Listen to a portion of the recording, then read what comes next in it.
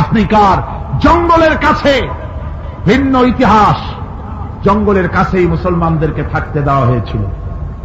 মনে করা হয়েছিল জঙ্গলের সমস্ত হিংস্র প্রাণীরা এই মুসলমানদের শেষ করে দেবে, যুদ্ধ করা লাগবে না।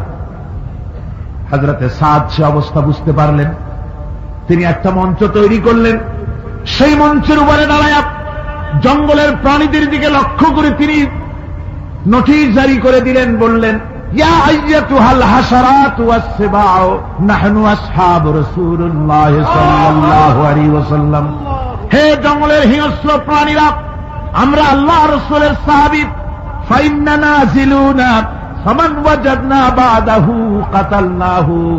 আমরা রাসূলের সাহাবী, এইখানে আল্লাহর দ্বীনকে কায়েম করার জন্য আমরা এসেছি, আল্লাহর কলেমার আওয়াজ নিয়ে আমরা এখানে রাত কাটাবো।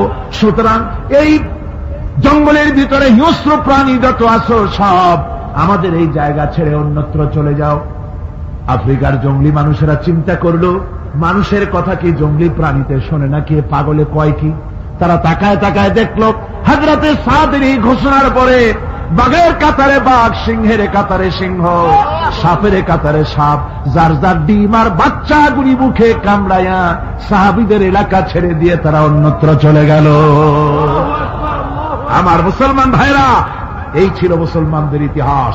দ্বীন প্রতিষ্ঠা করার কাজে মুসলমান এগোলে আল্লাহই মদত করেন। কে মদত করেন?